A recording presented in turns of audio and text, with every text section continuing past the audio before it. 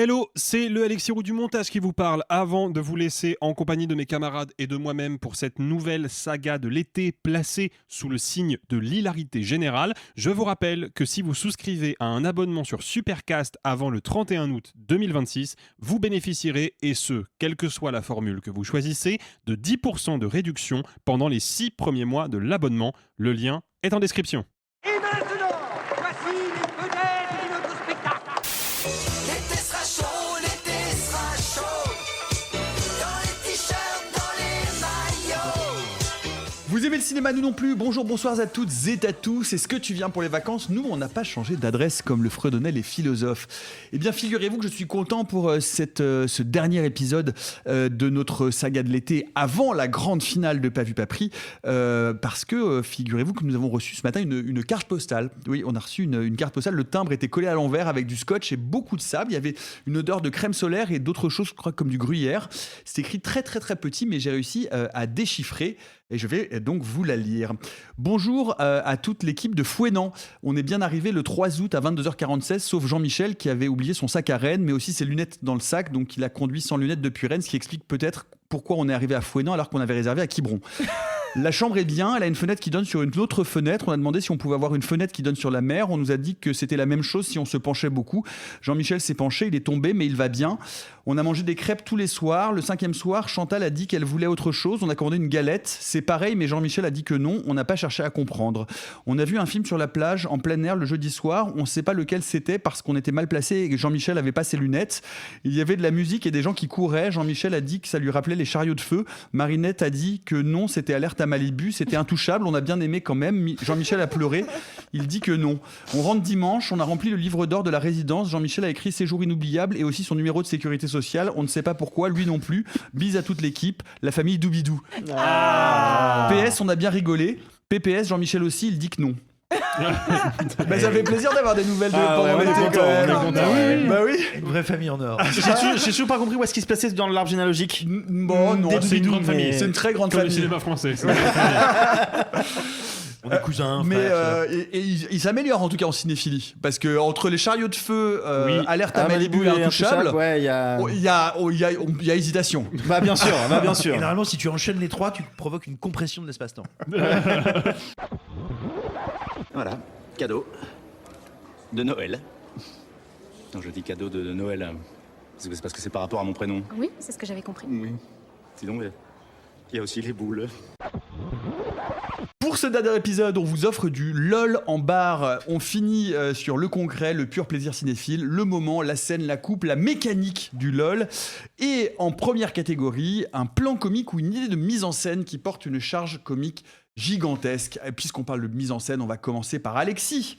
Tiens. Bah écoute, oui, parce que en plus, il se trouve que j'ai choisi une séquence qui repose quasi exclusivement sur le montage, plus que sur le Sur le cadrage. montage, tu le dis avec l'accent suisse. Bah, j'ai dit oui, pour nous installer dans l'imaginaire du film en question, qui ne se passe pas en Suisse, mais qui se passe quand même à la montagne, puisque c'est une scène qui vient des Bronzés fonds du ski de Patrice Lecomte, que je tiens pour être probablement une des scènes les mieux, les plus intelligemment montées de l'histoire de la comédie française, qui est ce moment très célèbre où il déguste la gnôle faite maison par les paysans dans Incroyable. le fond de la montagne. Pour celles et ceux qui nous écoutent, qui n'auraient pas encore vu le film, sachez que donc c'est une bouteille de moonshine, comme on dirait aux États-Unis. C'est vraiment de l'alcool fait maison, qui a pour particularité d'avoir une grenouille fossilisée à l'intérieur de la bouteille. Et donc ils vont déguster ça, et il n'y a pas de dialogue. Ils vont juste tour à tour avoir une réaction purement physique sur ce que l'alcool leur procure, et c'est monté avec une sobriété dingue. C'est quasiment pas filmé en fait, parce que, et c'est ça, moi je trouve qui fonctionne et qui fait que cette séquence là, je peux la mater en boucle et rire comme un crétin tout le temps, quoi. C'est que tu sens qu'à ce moment là Patrice Lecomte a cette intelligence de se dire ok, il se passe déjà tellement de choses devant ma caméra, on arrête le dispositif et on prend juste le moment de contempler ce qui se passe. Et comme il a la troupe du Splendide, qui sont parmi les comédiens comiques les plus accomplis de leur génération, c'est à se pisser dessus. Il y en a qui soufflent, il y en a un qui tombe et qui se tapent la tête sur la table. Ils ont tous des réactions complètement grand guignol, burlesques. C'est pas loin d'être du cinéma muet. Je suis persuadé moi que cette séquence-là me ferait marrer même si je coupais la piste son. Et c'est vraiment c'est juste. Pas sûr parce qu'il y a Junio qui fait. Oui, c'est vrai que ce petit bonus-là de Junio qui respire très très fort. J'adore cette scène. Et de manière générale, moi j'aime beaucoup ce film, Les Bronzés furent du ski. Je trouve que c'est vraiment une comédie populaire magnifique. J'aime beaucoup en fait l'humilité. Je suis très sensible à l'humilité de Lecomte qui, par ailleurs, sur d'autres projets, a pu être un cinéaste formellement plus ambitieux sur des films comme Le Mari de la coiffeuse par exemple, qui est un film plutôt mignon avec Jean Rochefort, intégralement shooté en studio, où tu sens que t'as quand même, il s'intéresse à, il se construit une vraie direction artistique, il travaille ses décors, ses costumes, ses couleurs, il a une approche un peu plus artisanale et un peu plus chiadée du cinéma. Quand il fait Les Bronzés, clairement il se met totalement en retrait derrière ses comédiens, il leur donne exactement l'espace qu'il faut, exactement la rythmique qu'il faut, et c'est simple, mais il y a quelque chose de magique là-dedans, quoi. Et fun fact, ce gag de l'agneau, il est dans la pièce de théâtre Le Père Noël est une ordure à l'origine. Oui, c'est ça, c'est un des trucs que leur ramène qui vient du Monsieur Preskovitch. Voilà, qui vient du Père Noël est une ordure avec le crapaud dans la bouteille. Comment vous faites pour le sèche et puis on le sèche, on le met dedans, puis l'alcool il se réhydrate. Voilà. Et il gonfle. Santé.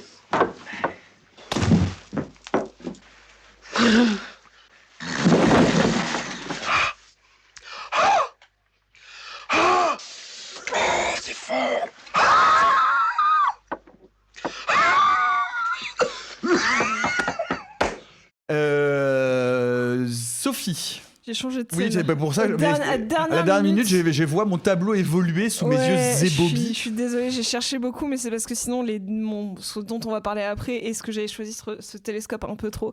J'ai choisi, en fait, un des films qui me fait le plus rire, c'est un film qui est assez proche de Suite de Simon, puisque j'ai choisi Marie à tout prix, et particulièrement, du coup, parce que moi aussi, j'aurais potentiellement choisi Vous direz non. Mais c'est la scène du chien, en fait. Il y en a plein qui me font rire. Moi, je suis désolée, mais quand il se coince la queue dans la braguette et qu'il y a tous les pompiers qui viennent se demander où sont les boules, Ça m'a provoqué une phobie toute mon enfance. Mais oui, de me bloquer le scoop dans la moi je fermeture l'ai éclair. pas, donc ça me faisait rire. Mais en fait, la scène qui ne vieillit jamais. Non, quand même. Non. Mais là, ce chien, il morphe quand même. Déjà qu'il prend cher, il a pas besoin de ça. Il prend tarif. Il prend tarif. En fait, c'est que si on parle purement de mise en scène, c'est une scène extrêmement slapstick qui s'étire de ouf. Et avec un animal, avec genre l'utilisation d'une meupette, donc à savoir d'un chien pas animé, avec un vrai chien, donc il fallait aussi de la chorégraphie canine, ce qui demande aussi tout un truc. Et il y a Matt Dillon dedans qui est ignoble personnage, donc qui va du coup donner des calmants au chien pour essayer d'être un gentil chien, mais finalement il prend autre chose, du coup il est surexcité, du coup il va essayer de le ranimer, du coup le chien va exploser, puis il le balance, il tombe de la fenêtre, et la fin du gag c'est que le chien est complètement genre plâtré. Et en fait je trouve que la scène elle dure, et plus elle dure, je suis crispée, mais ça me fait hurler de rire, quoi. Ça me fait hurler de rire.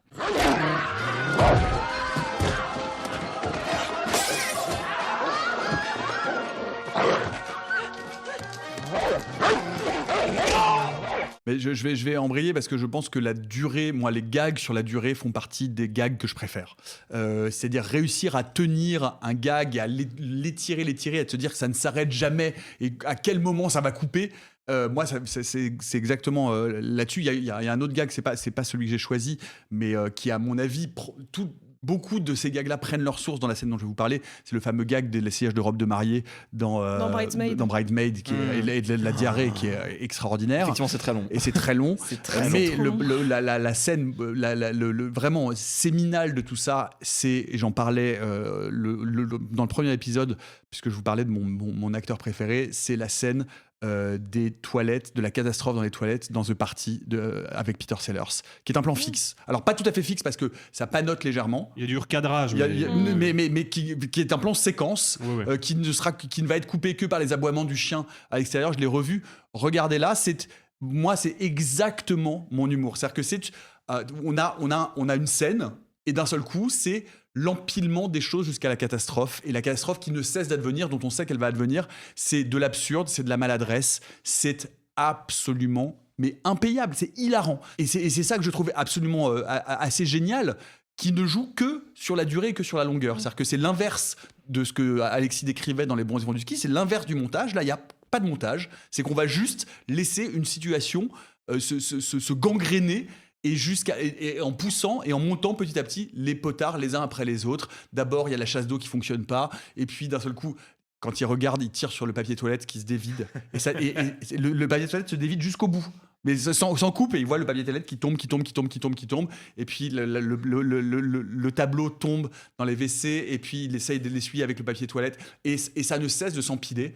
Moi, vraiment, cet effet d'accumulation-là, je trouve ça absolument incroyable. Et il faut le tenir, en fait. Encore une fois, en termes d'humour, il faut réussir à tenir ce truc de l'humour, de l'absurde et de la catastrophe. Moi, ça me fait... C'est quand même rigolo parce que Blake Edwards, fondamentalement, il fait des films absolument géniaux et intemporels, mais fondamentalement avec toujours un truc raciste. Parce que genre... Il y a toujours un petit problème. The Party, il y a quand même une Indian Face, puis et ça passe moyen, mais le film est hilarant et on a envie de le revoir et de l'apprécier, mais ça bloque. Et pour la Saint-Valentin, j'ai montré Breakfast at Tiffany's à Alexis, et alors Mickey Rooney, c'est compliqué, avec son visage d'asiatique, enfin son maquillage asiatique. Oh là là là là. C'est les Japonais vus par Hergé dans Tintin, dans le Lotus bleu, quoi. C'est vraiment la même chose. C'est terrible. Non, mais c'est terrible parce que. Enfin, je conçois qu'aujourd'hui, c'est plus faisable, etc. Mais pour moi, The Party, j'ai vu ça petit, ça faisait pleurer de rire mon père. Enfin, j'arrive pas à le voir comme étant un film raciste. Mais c'est toujours drôle. Parce que c'était des codes de l'époque qui sont insupportables aujourd'hui.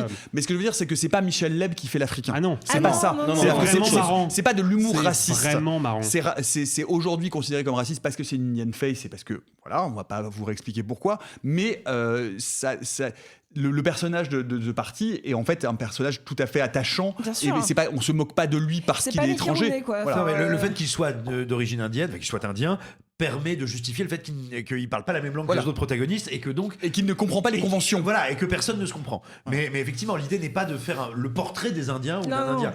Ce qui change, après, voilà, il a les représentations de son époque.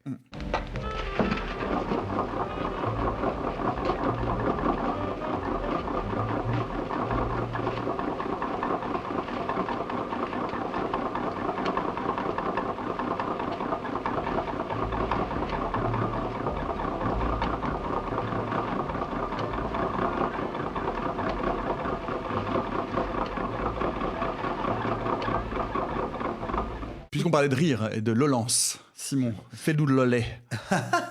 Alors, moi aussi, je vais vous parler des frères Farrelly, dont on a dit à une époque en France, au moment où ils étaient au fait de leur succès, qu'ils étaient les meilleurs de l'humour un peu gras américain, un peu pipi caca. C'est pas foncièrement faux, c'est aussi de sacrés metteurs en scène. J'en veux pour preuve Food Irene, qui a déjà quand même un pitch... paye ton pitch, c'est comment un flic qui a des troubles de la personnalité, qui donc a développé une seconde personnalité totalement désinhibée, horrible, méchante, agresseuse sexuelle, mais très rigolote, va devoir faire traverser les États-Unis à une témoin dans une grosse enquête, poursuivie par des tueurs, par un albinos et par une vache. J'en viens à la vache. Alors la vache, ça touche à plusieurs trucs auxquels je suis très sensible. C'est le running gag. Et de deux, tu parlais effectivement de dilater dans le temps un gag, le dilater, mais surtout le dilater vers l'absurde. Parce que la situation de ce gag, elle va demander de la mise en scène, sinon c'est pas drôle, c'est juste un peu nul. Et purement par la mise en scène des frères Farrelly, cette séquence pour moi devient une des plus drôles de tous les temps, qui sort vraiment du slapstick, des Looney Tunes. Qu'est-ce qui se passe ? Donc il est en voiture, notre Jim Carrey, avec derrière lui Renée Zellweger, et puis là, au milieu de la route, une vache qui a manifestement été percutée par un autre véhicule peu de temps avant et qui est encore vivante, qui agonise. Et là, Jim Carrey, plein d'empathie, dit « Écoutez, je suis désolé, madame, mais bouchez-vous les yeux, je vais achever ce pauvre animal, on peut pas la laisser comme ça. » Donc il tire une balle dans la tête de la vache. On est en plan fixe ou quasiment en plan fixe. Il y a très peu de plans dans cette séquence. C'est vraiment le cadre faussement dramatique qui donne l'impression de sortir de la comédie, presque d'iconiser ce Troopers du Maryland ou du Delaware, du Maryland, qui a vraiment un costume qui fait un peu les gendarmettes quoi, et qui arrive, tu vois, qui tire une balle dans la tête de la vache. Renée Zellweger qui a l'air sincèrement un peu choqué par ce qui se passe, il enfourche sa moto et là oh mais mon pauvre vieux, vous l'avez pas tué, oh là là, vite, il arrive, bam, il lui met 2 bastos dans la tête. on n'a toujours pas changé de cadre. Enfin, on recadre, il y a des petits panneaux, mais on reste dans cette séquence. Elle Et est en fait, si longue cette scène. et en fait, la scène est très longue et il va finir par vider 2 chargeurs dans la tête de la vache, par l'étrangler, lui faire une clé de bras. Puis à un moment, voilà, c'est vraiment une boucherie. Tout ça pour essayer de la faire s'en sortir. Et ça marche vraiment par la mise en scène parce que ce qui la rend drôle, c'est qu'on reste dans le même dispositif scénique, Ouais. alors que comme on reste dans le même dispositif scénique de plan, de tempo de mouvement, et ben en fait Jim Carrey a toute la place pour lui saboter le truc. C'est-à-dire qu'il bouge de plus en plus vite, qu'il s'excite de plus en plus, que Zellweger derrière lui a l'air de plus en plus outré, la vache est de plus en plus agonisante. Et pour moi, ouais, voilà, c'est vraiment une séquence, mais qui est à chialer de rire, et qui a en plus ce génie d'introduire, et ça vous le découvrirez en revoyant le film, un running gag. C'est-à-dire qu'on se marre énormément quand on la voit, et elle va émailler comme ça le film de 5 ou 6 fous rires assez formidables.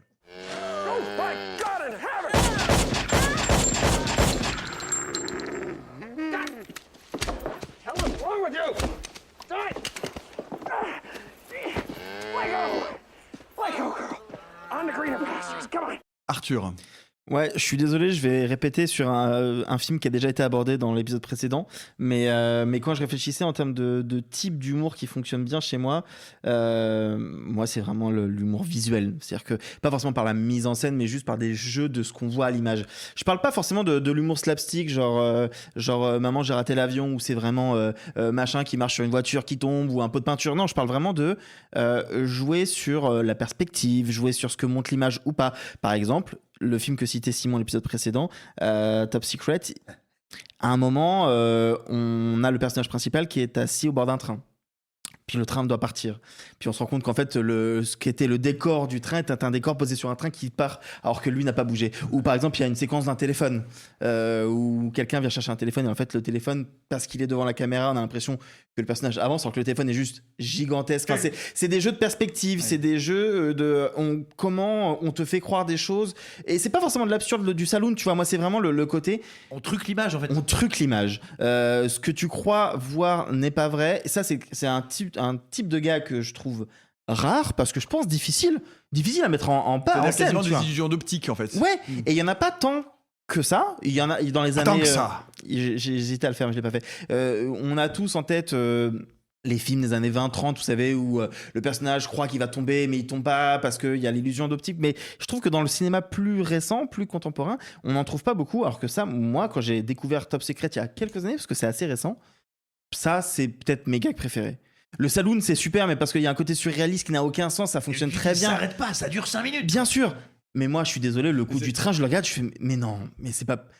Qui a pensé à ça en fait? Ce qui est intéressant. Ça me fume. Ce qui est intéressant, c'est qu'on voit bien que dans tout ce qu'on dit, il y a quand même quelque chose qui est inhérent au comique, c'est le tempo. C'est-à-dire que bien soit sûr, ça s'allonge, soit au contraire on coupe et ça va très vite. Enfin, je veux dire vraiment le rythme est vraiment l'un des éléments essentiels qui produit le rire. Absolument. N'hésitez pas à nous dire en commentaire quel est votre moment, votre scène, votre espace de mise en scène qui vous fait le plus rire. Et avant de passer à la deuxième catégorie, et qui sera la dernière catégorie de notre série de l'été, j'en profite puisque pour vous lire une question qui nous est posée au 36-15 par Micheline Doubidou. Voilà. Ah, Micheline, nouveau personnage. Micheline nouveau Doubidou. personnage débloqué. Dans Interstellar, à cause de la relativité, le temps passe différemment selon les endroits. Mon mari passe 45 minutes dans les toilettes le matin. Est-ce qu'il est possible qu'il soit dans un champ gravitationnel plus dense que le reste de l'appartement? Ça expliquerait beaucoup de choses et ça m'éviterait de lui en parler directement. La réponse est oui. La réponse est clairement oui. Moi, j'ai des doutes sur la véritable identité de cette Micheline Doubidou, et je tiens à signaler que oui, c'est pas pour rien que j'ai les cheveux blancs. Allez, on passe à la deuxième catégorie. La deuxième catégorie, c'est un gag, le gag impayable, celui qui vous semble être vraiment, qui marche à chaque fois à 100%, qui vous fait hurler de rire. Pourquoi? Essayez de comprendre pourquoi ça nous fait rire aussi. C'est une chose intéressante et pas forcément très très facile à décortiquer. Moi, Arthur, est-ce que tu veux commencer? Moi, j'ai trouvé ça hyper dur, justement, comme catégorie. Parce qu'en fait, je réfléchissais à des gags et j'essayais. Il y a aussi ça, comme challenge, de pas répéter ce qu'on a déjà dit dans les épisodes précédents, de trouver d'autres choses. Je trouve que c'est hyper dur. Il y en a un qui vient en tête parce que c'est un de mes films préférés, je pense. On a parlé beaucoup de choses, de ce qui définit mon humour, donc les nuls, Chabat, le SNL, etc. Il y a un autre truc qui est primordial pour moi, quand bien même ça a un peu vieilli sur certains points, je m'en bats les couilles, c'est South Park.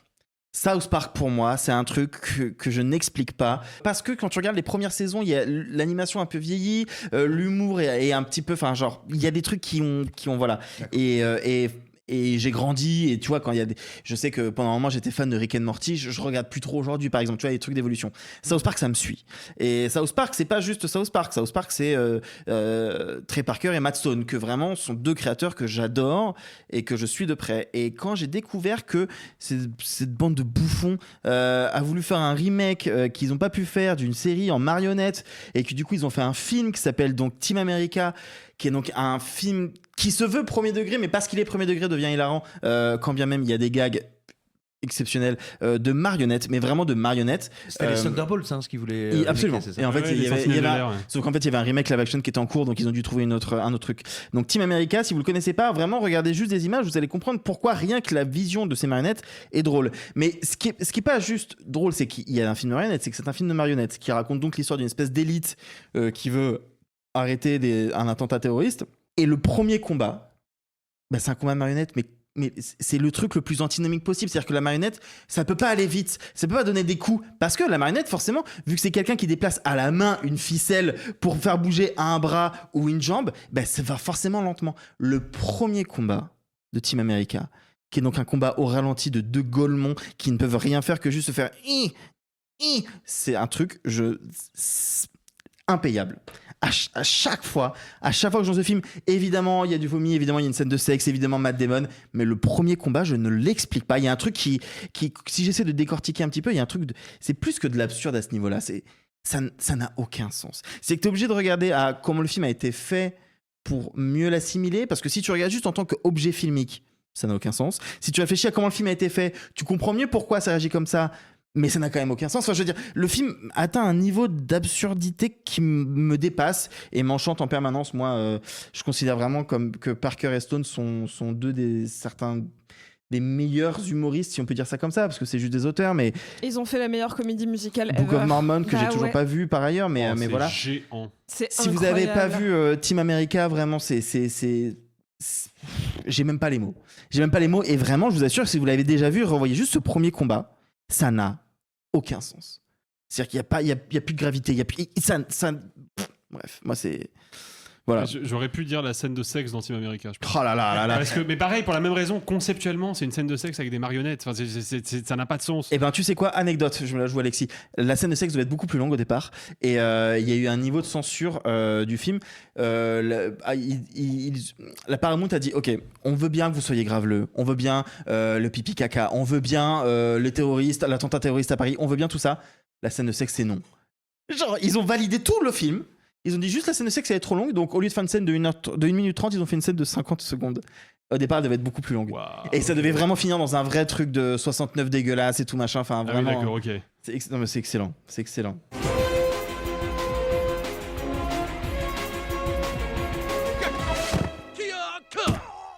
You lose. Eh bien, Alexis, puisque tu as la parole, ton gag impayable à toi, celui qui surpasse tous les autres. Bah écoute, moi je pense que j'ai choisi en vrai le gag qui, je pense, m'émeut le plus. Cela étant dit, je peux le mater en boucle et avec toujours le même sourire et la banane. C'est un très vieux gag qui est quasiment centenaire maintenant, puisqu'il date du film Cadet d'eau douce avec Buster Keaton, film muet de 1928 qui s'appelle en version originale Steamboat Bill Jr. Et c'est d'ailleurs ce film-là que Walt Disney parodie lorsqu'il réalise Steamboat Willie. Willy qui donne naissance à Mickey. Voilà, donc sans Buster Keaton, il n'y a pas Walt Disney, c'est quand même pas rien de le Il n'y a dire. pas Mickey. Il y a pas- Lui, oui, mais donc il n'y a pas Walt Disney. Ouais, non, clairement. Ouais, mais il n'est que... Bref. Oui, t'as compris ce que je voulais dire. Il n'y a pas le Walt Disney qu'on connaît. Et ce gag, il est simple, parce qu'en plus, il est filmé en un seul plan large. On est donc sur une petite ville côtière où vit le personnage de Buster Keaton, qui est un marin, et un marin pas très doué, ça va sans dire. Et il y a une tempête très violente qui frappe la ville, et la façade d'une maison se décroche, tombe, et Buster Keaton est sur le passage de cette façade de maison, sauf que, coup de bol, il passe par la lucarne restée ouverte, et donc il lui arrive rien. Moi, c'est déjà ce qui me fait mourir de rire dans ce plan-là, c'est le caractère stoïque de Keaton qui ne réagit pas. Et c'est là qu'est tout le sel comique du plan. C'est-à-dire que tu le vois qui se passe la main dans les cheveux et qui vite fait hausse les épaules, mais il a quasiment aucune réaction. Et en fait, j'ai découvert ce gag-là quand j'ai découvert le film. En plus, j'ai eu la chance de le voir en salle, celui-là. Et ce qui m'a tout de suite, immédiatement frappé, c'est le sous-texte profondément triste et angoissant de ce gag. Et quand tu découvres les conditions de tournage, en fait, tu comprends que ce que tu as ressenti, ça vient pas de nulle part. Parce que la façade en question, elle pèse 2 tonnes. Et si Keaton, le jour du tournage, avait été mal placé, ne serait-ce que 30 cm sur la gauche, il était écrasé. Quand ils ont tourné le plan, quand la façade a commencé à tomber, toute l'équipe technique a fermé les yeux. Et en fait, Keaton, à ce moment-là de sa carrière, il va pas très bien. Il est dans une phase dépressive et en fait, il a des pulsions de mort. Et ces pulsions de mort, elles vont se manifester dans la conception de ces gags et de ces cascades, jusqu'à donc cette cascade-là qui, je pense, reste la plus dangereuse qu'il ait jamais faite. Mais les cascades de Keaton, de toute façon, moi je ne comprends pas comment le mec n'est pas mort sur un plateau. Non, mais elles sont toutes tarées, mais celle-là tout particulièrement. Il est pas tout seul, d'ailleurs, dans sa catégorie. Il y a pas longtemps, j'ai eu la chance de voir à la Cinémathèque Monte là-dessus, Safety Last, c'est ce que j'allais dire, avec Harold Lloyd, et j'ai découvert à cette occasion que dans ce film-là et dans tous les films qu'il a fait par la suite, Harold Lloyd porte un gant à la main gauche parce qu'en fait, il s'est fait exploser 2 doigts sur le tournage d'un gag pour un film précédent. Il devait avoir une fausse bombe dans la main, c'était une vraie, elle lui a arraché 2 doigts. Et donc il portait un gant en latex reproduisant une main pour que ça se voit pas. Donc voilà, c'est une époque où les comédiens comiques se mettent énormément en danger parce que on est sur du cinéma slapstick qui repose beaucoup sur les chutes, donc voilà, ça engage énormément le corps, donc ils sont tous cascadeurs. Ils sont leurs propres cascadeurs, c'est ça. Voilà, ils sont leurs propres cascadeurs, il n'y a pas de sécurité. La technique de cascadeur n'est pas encore ce qu'elle est, donc oui, ils sont en train d'essuyer les plâtres. C'est pas réglementé, il n'y a pas de règles de sécurité, donc tu fais un peu tout ce qui te passe par la tête. Et donc ça mène à ce gag-là. Et en fait, maintenant que je sais dans quelles conditions il a été fabriqué, la dangerosité de ce plan, et le fait de me dire quand même que ce gars-là, c'est littéralement en danger de mort pour me faire marrer, bah, ce gag, à la fois, il continue de m'amuser comme un môme. Vraiment, il y a un truc très enfantin qui reste totalement intact dans ma façon de réceptionner ce plan-là. Et en même temps, il m'attriste, il m'angoisse et il me bouleverse, quoi. Je me dis, mais je n'arrive pas à comprendre qu'un être humain puisse se dire, je vais me mettre dans cette situation-là. Même pas, tu vois, comme pourrait le faire aujourd'hui Tom Cruise ou le faisait en son temps Belmondo ou Jackie Chan. C'était pour des scènes d'action. C'est pour des moments quand même assez longs, des moments spectaculaires. Là, c'est pour arracher un rire au public. C'est vraiment juste pour faire marrer les gens. Et le gars s'est mis en danger de mort. Et je n'arrive pas à m'ôter ce truc-là de la tête. Je repense très souvent à ce plan. Et quelque part, je suis reconnaissant éternellement envers Keaton pour avoir pris ce risque-là, pour un truc aussi futile que de me faire rire. Je trouve qu'il a réussi. Mais voilà, moi, je pense que c'est le gag impayable parce que c'est le gag qui me fait passer un peu par tous les états émotionnels à chaque fois que je le vois, quoi. Sophie ? Ouais, moi je suis un truc tellement plus bête. Genre, vraiment. T'inquiète, je vais te parler du combat de marionnette juste avant, tout va bien. Ouais, non mais en gros, moi j'ai pas pris un truc d'un film, j'ai pris un gag vraiment dans le sens un truc qu'on retrouve dans plusieurs films et qui me fait toujours marrer. Je sais déjà où tu vas. Bah oui, mais et je sais pas ce que ça dit de moi psychologiquement, ce que ça révèle, psychiatriquement. Un ventilateur au plafond dans Scary Movie 3 par exemple. Par exemple, ouais. En fait, il y a un truc qui me fait toujours rire, c'est quand des enfants se prennent des trucs dans la gueule. Mais c'est impayable. Les enfants qui se font taper, c'est très très drôle. C'est très drôle. C'est très très drôle. Et plus c'est slapstick, plus c'est drôle. C'est-à-dire que moi j'ai une passion pour Scary Movie 3 que j'ai revu genre littéralement il y a 48 heures et il y a un truc où genre ce gamin il se fait genre renverser par une voiture, on le soulève et il se prend une pale de ventilateur, il se fait exploser par la fenêtre et genre c'est ce que j'adore aussi par exemple dans Les Valeurs de la famille Adams, il y a cette grande scène avec genre tous les enfants qui commencent à se faire attacher, ligoter par les autres enfants genre de manière hyper cruelle. Et pareil, j'ai failli l'utiliser dans mes comédies peu connues que j'adore, qui est une comédie horrifique qui s'appelle Cooties avec Rainn Wilson et Elijah Wood, où c'est des profs dans une école primaire et en fait les enfants chopent donc des cooties. Enfin en vrai c'est une maladie qui ressemble en vrai plutôt à une transformation de zombie quoi. Et donc c'est des profs, notamment Rainn Wilson qui est prof de PS, qui doit littéralement balancer des ballons à la gueule des enfants zombies et c'est impayable quoi. Et il y a un truc dans, je sais pas si c'est genre le petit corps un peu frêle qui se prend un mastodon c'est dans la tête. C'est un tabou gigantesque, c'est juste qu'on tape pas des enfants, donc quand on voit des enfants dans un contexte de se faire taper dans un contexte comique, c'est hyper drôle parce que ça transgresse un tabou. Mais c'est ça qui est hilarant. Hein. Est-ce que Betaram c'était pas juste un gros slapstick? Waouh, moi je veux pas être associée à ça. Mais Sophie, du coup, tu as dû passer un très bon moment devant le Marsupilami. Non, parce que les films que j'ai cités sont des bons films. Pardon, Simon. Je troll parce que je me souviens que c'était la seule scène qui l'a fait rire dans le film. Oui, mais je m'en souviens plus. Ah oui, c'est vrai. Si, il y a une scène où Marsupilami tabasse le gosse et tu m'as dit c'est la seule scène qui m'a fait rire du film. C'est vrai. Tu vois, c'est vrai que c'est la seule scène qui me fait rire. Non, mais il y a un truc d'impayable sur.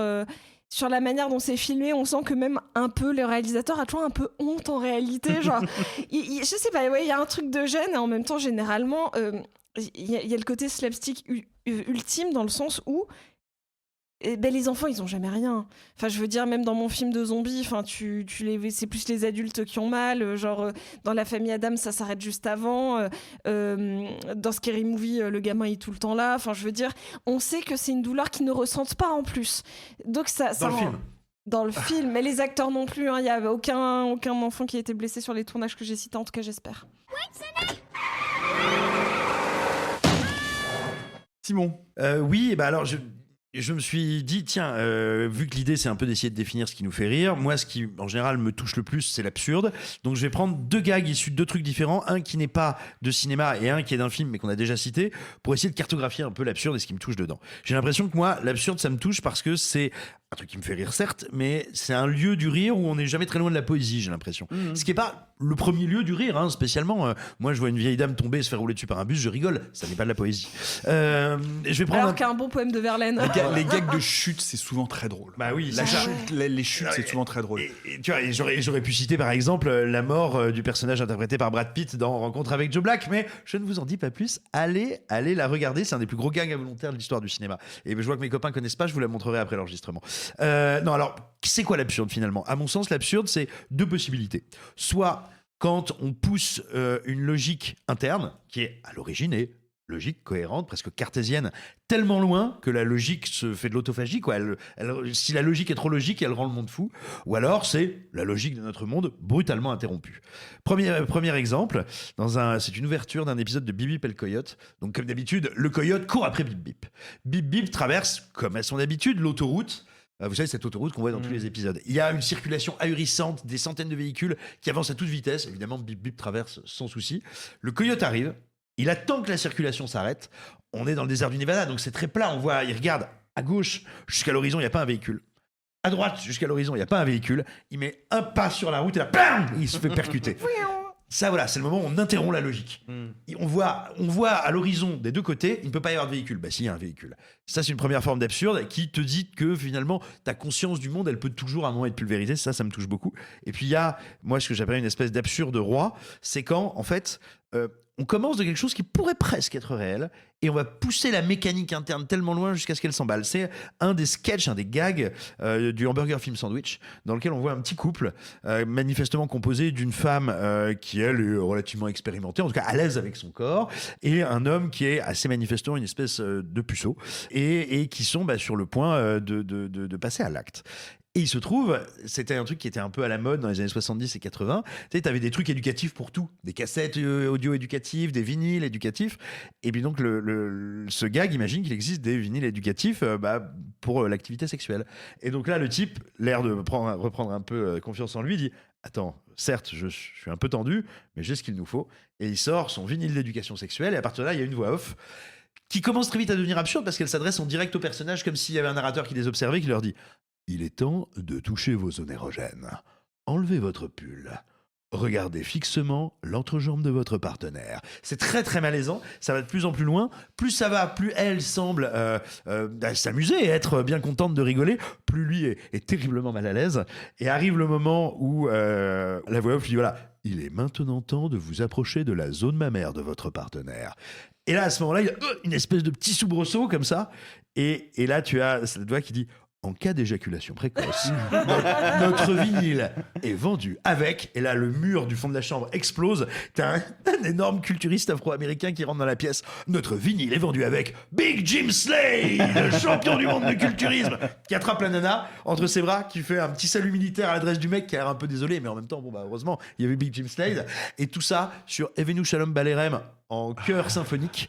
Et en fait, c'est génial parce qu'il y a cette logique de base de 2 personnes qui se disent pour niquer, écoutons le vinyle pour niquer. Ce qui est déjà un peu bizarre, mais après tout, pourquoi pas ?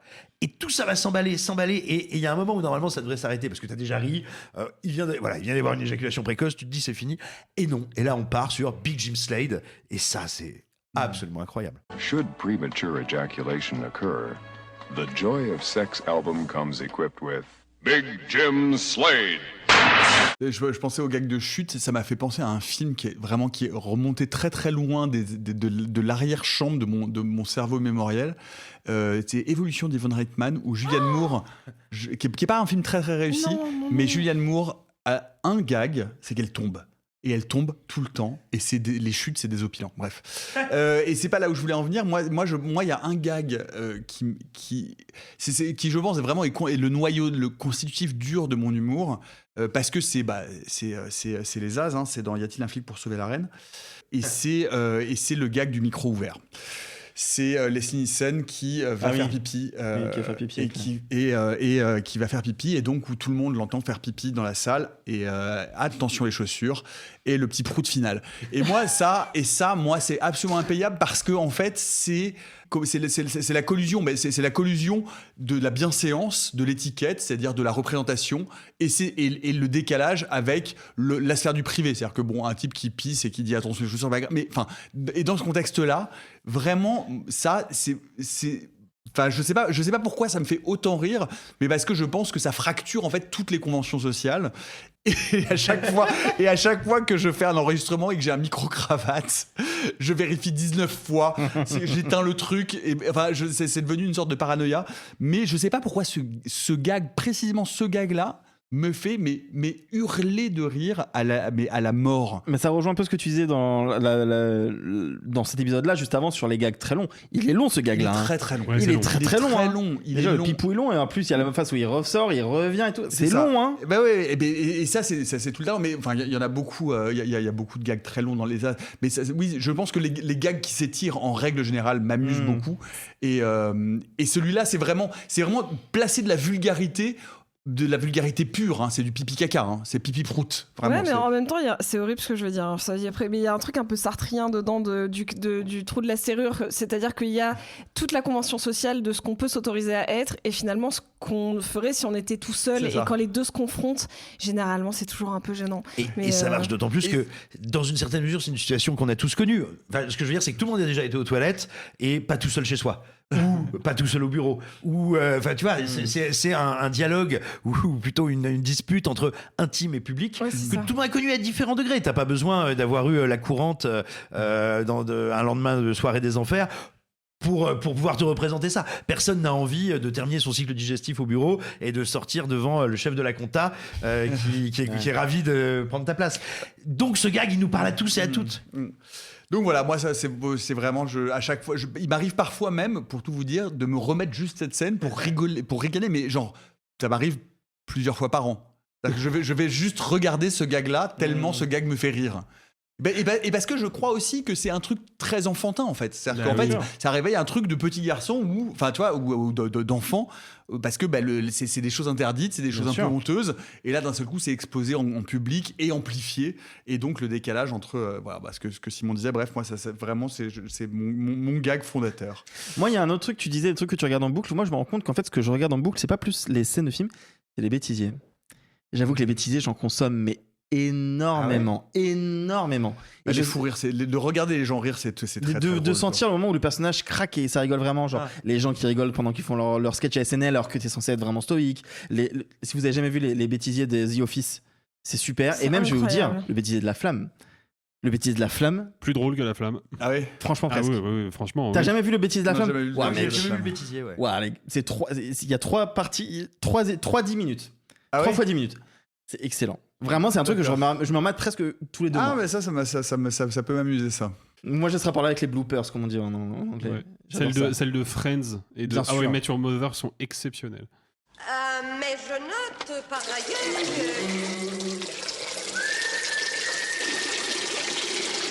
que... Attention les chaussures.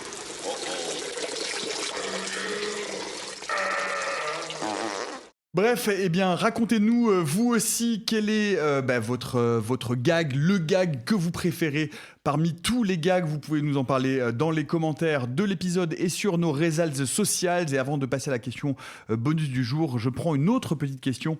Une question bien justement de Gérard Lucien. Gérard Lucien Doubidou. Bonjour à toute l'équipe. Dans Alien, personne n'entend crier dans l'espace. Ça veut dire que dans l'espace, on peut faire du bruit sans déranger les voisins, note Gérard Lucien. Est-ce qu'il y a des agences immobilières qui mettent ça en avant? Parce que moi, j'ai un voisin du dessus qui fait de l'aérobic à 23h et si l'espace est gratuit, je suis preneur. Alors déjà, il fait de l'aérobic en 2026, énorme ringard. C'est le voisin. Oui, C'est le voisin est un demi-mot. énorme ringard. Peut-être. Ringard. Bref, la question bonus ouais. du jour. Votre actrice comique préférée en un tour de table rapide? Eh ben, tu sais quoi, j'étais persuadé, je commence parce que j'ai l'impression que ça a été facile pour moi, mais j'étais persuadé que cette question allait me triturer le cerveau, et en fait j'y ai répondu facilement, me suis juste dit, quelle est l'actrice comique que je suis toujours content de voir? Quel que soit le film ou la série que je suis en train de regarder, même si c'est une énorme merde et que je suis en train de souffrir devant, je sais que si elle arrive à l'écran, je suis content, je souffle, je respire, et c'est Sarah Silverman, que je tiens pour je tiens pour être une des meufs les plus drôles actuelles. Si vous n'avez jamais regardé ces spectacles de stand-up, notamment celui, je crois que c'est l'avant-dernier qu'elle a sorti sur Netflix il y a peut-être 5-6 ans maintenant, parce que c'est pas juste une interprète de comédie très convaincante et très douée, c'est quelqu'un qui a une plume comique exceptionnelle, et c'est vraiment une femme que j'admire énormément, et je suis toujours content de la voir, même si c'est juste un petit caméo de 2 minutes dans un film pourri, ça fait que ma séance sera quand même un peu moins pourrie parce que j'ai vu Sarah Silverman. Voilà. Simon, toi, tu disais que c'était Simone Signoret. Oui, tout à fait. Il y a quelque chose. Casque d'or, qu'est-ce qu'on se poile? Il y a quelque chose dans sa bonhomie, dans la rigolance. Mais dans cet œil qui frise au premier prout venu. Un truc tout de suite où tu te dis, putain, avec mon temps, ça devait se marrer.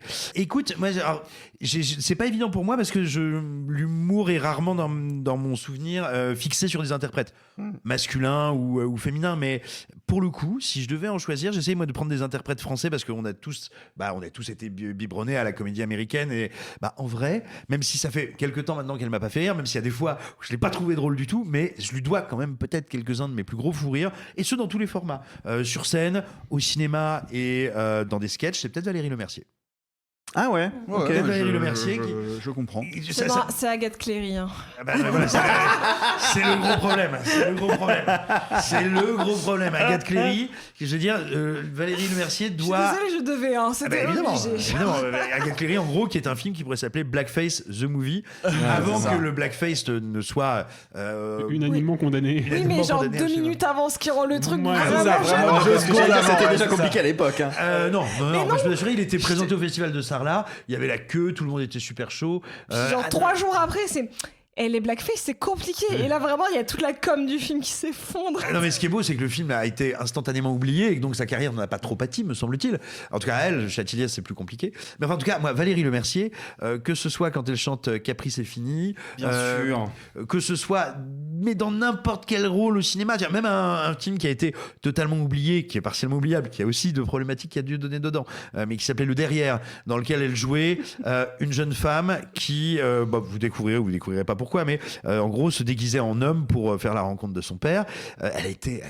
Elle tient le film. Le film pourrait être une catastrophe, pourrait être une explosion en vol. Ça ne tient que par sa grâce. Et celle de Claude Rich. Et en fait, tout le temps, moi, elle me surprend. Elle arrive toujours à me désopiler, y compris sur scène. Je trouve qu'elle est extrêmement surprenante. Il y a plein de trucs très, très, très, très étonnants avec elle. Moi, j'ai toujours l'impression que je ne sais pas où elle va aller, en fait. Il y a une espèce de quelque chose de l'ordre du troublion qui me fait que Lemercier, elle me fait incroyablement rire. Sophie. Allez, comme je suis la seule meuf, je vais en dire 3. Je m'en fous, je m'en bats les couilles. Alors, moi, il y a 2 actrices qui sont majoritairement dans la série. Et en fait, je peux pas les enlever. La première, c'est Lisa Kudrow. Parce qu'en fait, Friends, je l'ai déjà dit, a une place dans ma vie, dans mon cœur, dans mon espace mental qui est immense. Et en fait, c'est pas tant tout le monde me fait rire, mais en fait, Lisa Kudrow, elle est différente des autres. Elle a un tempo comique différent, elle a une gestuelle différente, et je trouve que c'est une actrice incroyable mais d'ailleurs, je pense que c'est la force de sa gestuelle et de son tempo comique qui ont fait qu'elle a pris de plus en plus de place dans la série. Elle était vraiment normalement plutôt secondaire, pas autant que les autres, et c'est la force de cette interprète. Puis elle a l'air en plus incroyablement sympathique quand elle vient chez RuPaul. Moi, elle me fait rire. Juste elle me fait rire. Pareil, dans la même catégorie, il y a Maya Rudolph pour les mêmes raisons qu'Alexis. peu importe quand il y a Maya Rudolph, je suis heureuse. Et donc je vais pas m'étendre parce que juste Maya Rudolph a un tempo comique aussi qui est fou et elle a des mimiques qui sont incroyables. En fait, la dernière est beaucoup plus surprenante parce que c'est pas du tout une actrice qui est connue pour sa comédie, c'est Rachel McAdams. Et Rachel McAdams, je l'ai connue avec Mean Girls, avec Lolita malgré moi, donc quand elle était ado, où elle joue une espèce de peste. Et en fait, elle a travaillé son image pour être de plus en plus sérieuse, pour aller dans Spotlight, pour aller dans des... Et en fait, cette meuf, notamment, à cause d'une petite comédie américaine qui était un peu passée sous le tapis, qui s'appelle Game Night, elle a, pareil, une espèce de dynamique. Je trouve que comme elle a l'air d'être tellement sérieuse dans la vraie vie, elle incarne tellement une sorte de rigueur, elle est très droite, quoi. Et donc, du coup, quand elle se lâche en comédie, il y a quelque chose qui se passe, c'est comme si c'est une comédienne de génie. Et moi, c'est ce qui m'avait gênée dans Send Help, c'est que j'avais pas retrouvé la folie que je lui connais, mais elle reste toujours très drôle. Elle a un lâcher-prise assez funky. Arthur. Je trouve que c'est hyper difficile comme question, et donc là, j'y réfléchis 3 secondes, mais le seul nom qui me vient en tête, j'ai beau essayer de trouver quelque chose d'autre, je trouve pas, mais le seul nom qui me vient en tête, c'est Amy Poehler. Voilà. Bah oui. Je peux Mais pas vas-y. l'expliquer. Je pense que Parks and Rec, je trouve ça presque meilleur que The Office par moment. Dans ta team Bah ouais. Et, Sortez. C'est plus touchant. C'est plus bien touchant. sûr, ouais. évidemment. et puis à l'époque, Amy Poehler au SNL, pendant les weekly updates, je trouve que c'était ce qui se faisait de mieux à l'époque. Enfin, non, moi vraiment, Amy Poehler, il y a un truc. Pareil, quand elle présentait les Golden Globes ou toutes les cérémonies comme ça avec Tina Fey, elles ont un duo qui fonctionne trop bien. Amy Poehler, même quand je la vois dans des films où elle est pas censée être très drôle, genre Booksmart, elle est super. Enfin, genre, vraiment, c'est Amy Poehler. Amy Poehler. Et ben moi pour boucler la boucle, Jacqueline Maillan. alors par ailleurs elle était Jacqueline hilarante. Maillan à mourir de rire. Elle Pas était de Résistance. absolument Incroyable. hilarante. C'est surtout une actrice de théâtre. Oui. Non, moi c'est une de mes actrices favorites et je trouve qu'elle est hilarante notamment dans un film que j'aurais pu citer dans les comédies rares ou les comédies à réévaluer, Beauté empoisonnée, Heartbreakers, où elle joue la mère de Jennifer Love Hewitt et où elle joue un couple mère-fille qui font des arnaques au mariage avec un Gene Hackman, une espèce de vieux patron d'industrie du tabac dégueulasse. Sigourney Weaver, qui est une actrice comique incroyable, qui a essayé vraiment à un moment donné de tourner sa carrière vers la comédie.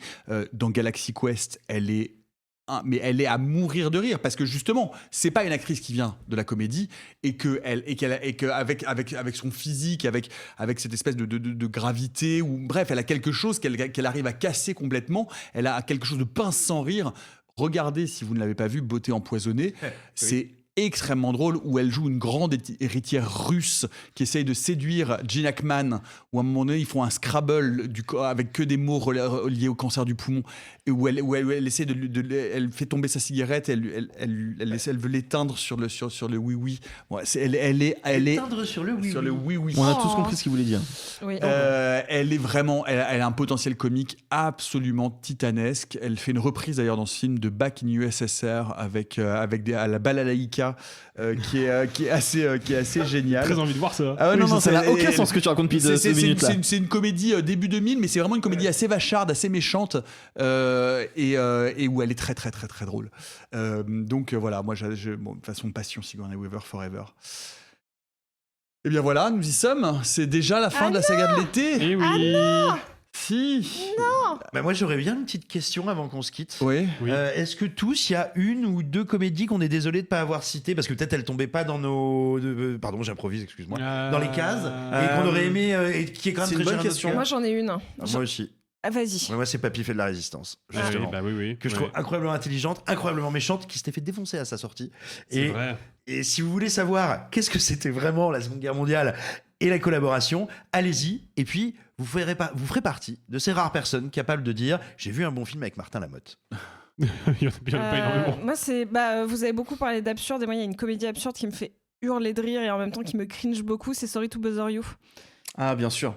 Voilà, Sorry to Bother You, je trouve ça Ouais. assez Sorry to Bother You, c'est très drôle. C'est très drôle et en même temps c'est très malaisant, et c'est peut-être la seule comédie absurde que j'avais envie de citer, que j'ai pas pu citer, notamment sur le concept de... Et il est sorti juste avant Black Lanksman, mais l'idée de prendre une voix de mec blanc. Ouais.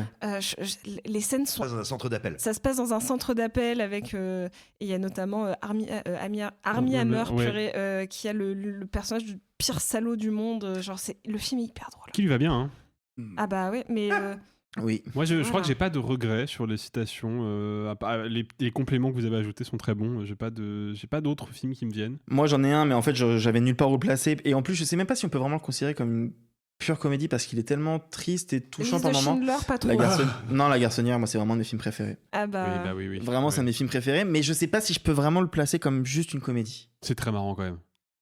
Et en même temps. Ouais, c'est très marrant. Mais certains l'aiment chaud et plus comédie. Oui, certains l'aiment chaud et plus Tu vois, comédie. Ouais. Moi, La Garçonnière me fout les larmes, tu vois. Oui, non, mais c'est très touchant comme film. Tu vois. Bref, vous en tout cas, n'hésitez pas à nous dire quelles sont vos comédies préférées, votre actrice comique préférée. Bref, n'hésitez pas à communiquer et à comédier avec nous sur les réseaux sociaux et à partager votre ciné-comédie-philie. Ça marche avec nous? Très paraphilie rigolote. C'est ça. Ouais. Mais suffit de rire. Il est temps de reprendre notre toute dernière manche de 10 minutes du Pas vu, pas pris, pipi culotte 2026. On a 13 films à faire en 10 minutes. Oui. On y croit très fort. Oui. Nous sommes en 177, en l'an 1-8. Depuis 89, quelle famille de médicaments, particulièrement utilisés pour le dallage des sols? Oui, Roger. Un vélo? Non. Nous étions arrêtés sur La Chèvre. Nous avions accusé collectivement Arthur de ne pas l'avoir vu. Comme d'habitude. Et en disant que si nous ne l'avions pas, si ce n'était pas Arthur, nous allions accuser Simon la prochaine fois. Donc, si La Chèvre retombe, c'est Simon qui prend tarif immédiatement. C'était Sophie qui a tiré le papier, je crois. Oui, c'est Sophie qui a tiré le papier. La Chèvre? Ah oui, c'est Sophie. Donc c'est à moi. Eh bien, exceptionnellement, comme l'épisode est un peu plus court, nous allons faire une manche de 15 minutes. Oh, wow, on bouscule les règles. Bah alors Mon Dieu. 3, 2, 1, top. Alors, j'ai ici 4 mariages et un enterrement. 4 mariages et un enterrement qui est déjà sorti. Vous aviez voté contre moi et contre Alexis. Et ça n'était ni moi ni Alexis. Donc il reste Sophie. Je l'ai pas vu par ailleurs, mais c'est pas au papier. Voilà. Si c'est Sophie. Moi, c'est une masterclass. En vrai, si c'est Sophie, c'est masterclass. Moi, je veux bien tenter Sophie parce que si c'est vraiment Sophie oui, mais alors, un argument, c'est quoi le deuxième mariage, Sophie? C'est celui juste avant l'enterrement. Oui, mais il se passe quoi? Elle dit ça veut dire qu'elle connaît la structure. Déjà, plein de gens penseraient que la structure est dans le titre et que. Ouais. Oui, cela étant dit, on l'a mentionné déjà. Le fait que la structure correspondait pas au titre. Et c'est Sophie qui l'a dit. Et c'est Sophie. Et j'ai parlé de Mr Bean, etc. Mais j'ai dit aussi que c'est un film que j'avais pas vu il y a longtemps. Et puis, pareil, je l'avais revu parce que c'est écrit par Richard Curtis. Et j'en avais revu des bouts, mais uniquement des bouts parce que c'était pas un film que j'aime beaucoup quand j'avais travaillé sur Yesterday. Et toujours, je n'aime pas trop Richard Curtis. Et normalement, ça vous le savez. Alors, moi, pour illustrer le fait que j'ai vu le film, je peux dire que, comme je l'avais rappelé, j'avais pas moi spécialement aimé le film, à part bref. Oui, non, mais je vais pas revenir là-dessus. Non, mais moi, un truc qui m'avait touché, et alors là, je parle de lointaine mémoire, le comédien qui joue, donc celui qui sera l'objet de l'enterrement, qui est barbu, moi, il était un des seuls qui me touchait aussi dans le film, et je me souviens pas l'avoir revu dans des comédies britanniques, et voilà, c'était pour vous partager que j'aimais bien ça et que j'avais vu le film. Et donc, Arthur, pourquoi tu l'as pas vu? Vous n'avez pas vu le sourire d'Arthur? C'est le sourire du. Non, mais. Les gens qui nous écoutent vont encore remarquer qu'il y a un acharnement vers ma personne. Et acharnement à tort. On a voté contre Alexis et contre Nicolas. Oui, on vote contre toi là, t'es le troisième. Vous pouvez réellement parler d'acharnement quand même. Non, mais je sais que c'est pas mon papier, donc là, ce n'est pas le sujet. Mais ça, c'est pas en le disant que c'est pas celui de Simon. J'arrive pas à savoir. Donc, c'est forcément l'un de vous deux. Non, mais nous, ce qu'on aimerait savoir, c'est un détail du film dont tu te souviens. Qui ne soit pas, par exemple, il y a des lettres, des mots dans le générique. Absolument pas. Je me souviens absolument pas du film. Bon, on va voter. Votez. 1, 2, 3. Arthur. C'est pas mon papier, les gars. Est-ce que tu l'as vu? Attendez. Non, je l'ai pas vu, mais c'est ce que je vous dis, les gars, c'est pas mon papier. C'est un scandale, Sophie. Tu as échappé 3 fois, tu vas pas échapper une 4e. C'est Sophie. Mais bien sûr que c'est Sophie. Elle se débrouille très très bien. Dans le micro, je vous l'avais dit. Allez, Simon. Projecto X. Projet X. On a voté qui du coup? Contre Simon. Et Simon. Et c'était pas le papier de Simon. Mais c'était pas mon papier. Mais il n'avait pas vu. C'était pas mon papier. Donc on peut dire que c'est certainement l'un de vous trois parce qu'on est d'accord que moi c'est pas ma génération. C'est pour ça que je pense que c'est Nico. Moi j'en ai rien à foutre. Parce que c'est cet argument. argument. Je ne me souvenais même pas de l'existence de ce film. Avant de faire aucun intérêt. meilleure comédie. Je suis obligé de croire Nico. Ah non, vraiment. Sur ce truc. Ah ouais, tu crois? Je suis obligé de croire Nico. Évidemment, j'en ai rien à foutre. Je pense qu'il dit la vérité quand il dit qu'il se souvenait pas de l'existence du film. Mais c'est parce persuadé. C'est un truc générationnel. Les gens qui sont de T'es l'âge en de train Nico vraiment ou de de dire qu'il Simon. est vieux, quoi. Oui, exactement. C'est légisme, mais pour une fois, ça joue en ma faveur. Il le défend, donc. C'est comme la carte senior. Moi, je suis d'accord pour la voir. Projet X, tu retires les adolescents du public, personne n'a vu le film. Ouais, Tout le monde ouais, s'en fout. ouais, ouais, Donc ouais. c'est forcément nous trois. Oui, c'est l'un de vous trois. Générationnellement, Ah non, moi, c'est vraiment, une obligation. Est-ce que toi, t'étais pas presque un peu trop jeune pour que tes parents. Ah, mais pas du te tout, laissent le voir j'étais en seconde, j'étais vraiment pile cette génération-là. Je te dis, c'est ce que je disais, moi je regardais Skins en 3ème seconde et j'ai vu Project X. Ah non, vraiment, et pour le coup, non, je peux vous Non, mais parler attends, de... je vais pas encore t'accuser, c'est pas bien. Non seulement c'est pas bien, mais en plus là pour le coup, j'ai vu le film, je peux en parler. Donc non, là pour le coup, moi je me souviens très bien de comment la fête déraille, qui s'incruste, machin, comment ça se passe, l'histoire d'amour au milieu, le mec qui saute de la piscine, enfin, vraiment pour le coup, je sais que c'est pas moi. Moi, j'ai été élève en internat, on avait aussi également des films, et du coup, il y en a quelques-uns dont moi j'ai pu parler dans des éditions précédentes de Pas vu, pas pris, parce que les copains les regardaient, moi ça m'intéressait pas, j'y allais pas, mais du coup, j'avais une anecdote, je pouvais dire, tiens, je l'ai vu quand j'étais au lycée. Ok, alors ça, vous allez voter contre moi, allez-y, mais moi je l'ai Moi, vu. je pense hein. que c'est juste aussi un peu plus un film de mec. Je suis désolée, Ouais, mais je suis assez d'accord. Moi, je vois pas, Ouais, je vois pas Sophie mettre C'est Projet justement X. parce que c'est un film de mec que ça pourrait être un film de Sophie. C'est justement parce que c'est un film de jeune que ça pourrait être un film de Nico. Je vous rappelle que Simon a quand même mis mec, elle est où ta caisse? Je tiens à vous dire par ailleurs que Qu'à 20 ans de maintenant plus, que j'ai hein, un tableau quasiment. et que j'ai des statistiques, nous votons très peu contre Sophie. Parce que Sophie, nous avons voté contre elle une fois. Non, Déjà, il y en a un qui non. va arriver bientôt. Et elle a aucun film encore qui est sorti. T'inquiète, elle a 4 mages notamment bientôt. J'ai un calmage notamment, je pense que ça attend, mais elle l'aura bien joué. Faut pareil. voter, les amis, faut Bon, voter. allez, Allez, 1, 2, 3. Il y a 3 voix pour Sophie, une voix pour moi, une voix pour Alexis. Sophie. c'est mon papier. Ah, bravo. C'est mon papier. Je l'ai pas vu. Pour info, mon anecdote était vraie, j'ai bien vu Projet X. Oui, Alors, bah, je n'en Et, doutais pas vraiment. Mon anecdote est à moitié vraie, vu qu'en fait, c'est le film où j'ai décidé de pas y aller avec mes potes. Ah. D'où mentir, mais qu'à moitié. Bah, C'est ça en fait Ouais. le secret. Faut qu'il y ait un fond de vérité. Alors, c'est quoi celui-là? D'où la vraie petite Alors, émotion, parce que c'est vraiment le moment il où nous je me reste suis dit, 9 je n'ai minutes plus rien 48. à voir Oh, avec eux. vote compte double. Oh, vote compte double. Eh bien, tu gardes le papier. C'est toi qui as tous les pouvoirs, Ouais, wesh. c'est ça, j'en ai Ouais, marre. c'est parce que je suis un super-héros, je retire un film tout de suite. Ouais. Et je tombe sur le gendarme à Saint-Tropez une nouvelle fois. Et de Putain, vote alors, compte double jusqu'à la fin de la partie. Alors attends, on avait voté on a contre voté qui pour qui pour Alors, le gendarme? Le gendarme de Saint-Tropez. Alors, vous avez voté contre Arthur, contre Sophie. Ouais, et c'était pas On l'a vous. fait 2 fois. Donc, on va le dire, Ouais. on va le dire simplement. Quand même un film ancien. Alors, donc, ça va me gênant tomber sur la pour gueule. le mec le plus vieux de la table, non? C'est de l'agisme. Je l'ai vu, il passait à la télé, c'était impossible, il est impossible, mais vraiment quand on a grandi dans les années 80, de ne pas avoir vu le gendarme à Saint-Tropez à la télévision, ça passait littéralement. Oui, sauf que les le heures. gendarme, il y en a 6 et c'est Oui, pas le plus oh non, rediffusé non. des 6. Et surtout, Oh, il est connu comme Non, ça. non, Si, à l'époque, je il était vous très jure que- diffusé, mais, Ah non, non, mais il surtout, était hyper ce que rediffusé. Nicolas vient de dire est parfaitement exact. Je sais, moi, je l'ai expérimenté. Mais il y a une différence. Moi, je connais les parents de Nicolas. Et vous me ferez jamais croire que les parents de Nicolas, le soir, ils disaient au petit Nicolas, on va regarder le gendarme à Saint-Tropez. Ah, si. Jamais. Ah bah, j'aurais pu Jamais. le voir chez mes grands-parents auvergnats et qui adoraient Louis de Funès, donc non, ça marche pas Ça du se tout. tranche entre les deux, là. Donc, Moi, je peux non mais vous dire, Sophie, il faut moi, je qu'on peux- pose une question parce que nous on sait qu'on est sorti d'affaires. Moi, j'ai pas vu le film. Ah, je sais. Non, c'est peut-être un peu En même spécifique, temps, mais. Alexis nous jette un peu vite l'opprobre dessus. Hein. Je suis d'accord. Parce que ça reste quand même une grosse comédie populaire, Ok. un peu classique. Vous allez perdre un tour. Vous allez perdre un tour, je l'ai vu. Pour le coup, les Louis de Funès, comme tu l'as dit, sont souvent rediffusés à la télé, c'est compliqué de passer à côté. C'est possible, je connais des gens qui sont passés à côté des Louis de Funès, mais Bah, celui-là, je l'ai vu. Hein. Pourquoi ils oui. sont à Saint-Tropez? Pourquoi ils sont à Saint-Tropez? Ah, parce que ça se passe à Saint-Tropez. Non, hein. Il y a non, un thème très spécifique dans le premier. non, mais c'est surtout que il est originellement un petit gendarme de campagne qui reçoit une mutation et donc il se déplace dans la garnison de Saint-Tropez. D'ailleurs, il y a une particularité esthétique à la scène d'ouverture assez courte. Hein. La scène d'ouverture du gendarme à Saint-Tropez a une particularité esthétique. Quelqu'un autour de la table sait-il, et je m'adresse à vous deux là, les vieux du Absolument Muppet pas. Show. Non, Ah non, alors aucun souvenir de l'ouverture du gendarme à Saint-Tropez. elle est tout simplement en noir et blanc, voilà.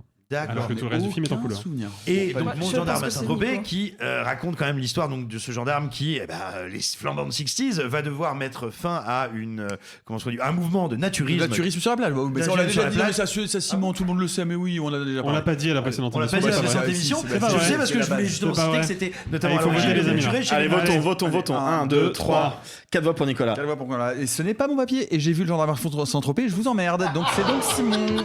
Aïe. Remets le papier dedans. Bon bah Simon bénéficie d'un petit sursis, mais qui va. Il s'en sort toujours bien Oui, mais celui-là. quand il parle trop, c'est que c'est lui.